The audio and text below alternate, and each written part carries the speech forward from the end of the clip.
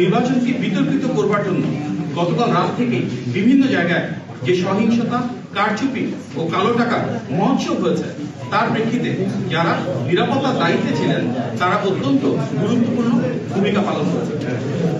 জনগণ ঐক্যবদ্ধভাবে প্রতিরোধের দৃষ্টান্ত স্থাপন করেছে, অনেক জায়গায় এই ধরনের অপপ্রয়াসকে রুখে দিয়েছে। বিএনপির সঙ্গে প্রতিপক্ষ রাজনৈতিক দলের যে দৃশ্যমান বিশাল পার্থক্য রয়েছে সেটিকে প্রতিহত করাই ছিল গতকাল রাত থেকে আচরণবিধি লঙ্ঘনের মূল উদ্দেশ্য। সেজন্য ভোটারদেরকে হুমকি প্রদানের মাধ্যমে নিরুৎসাহিত করে ভোট কেন্দ্র থেকে দূরে রাখার একটি অপচেষ্টা করা হয়। এই দুর্ভাগ্যজনক ঘটনাগুলো যদি না ঘটতো হয়তো ভোট কেন্দ্রে ভোটারের উপস্থিতি আরো বেশি হতে পারে। আমরা দুঃখজনকভাবে দেখেছি অনেক জায়গায় আজকে আগে থেকেই সিল মারা ব্যালট পাওয়া গিয়েছে, জাল ভোট দেওয়া হয়েছে।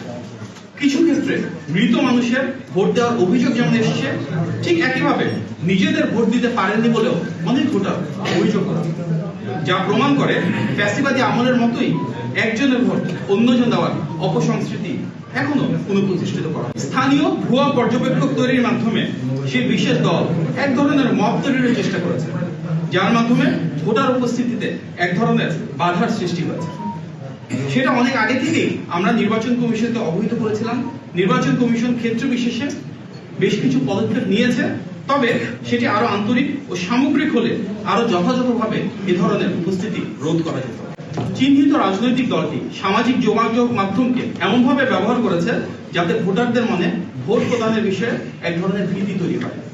বাস্তবতা হচ্ছে বিএনপির বিজয় অনিবার্য ও নিরঙ্কুশ, সেটিকেই স্তীমিত করার কোনো অপপ্রয়াসই সফল হবে না বলেই আমরা দৃঢ়ভাবে বিশ্বাস করি। দেশের জনগণ বিশ্বাস করে একটি অবাধ, সুষ্ঠু এবং গ্রহণযোগ্য নির্বাচন নিশ্চিত করা গেলে এবং ভোট গণনা সঠিকভাবে পরিপালন করা গেলে ইনশাল্লাহ ধানের শীষের বিজয় অবশ্যম্ভাবী।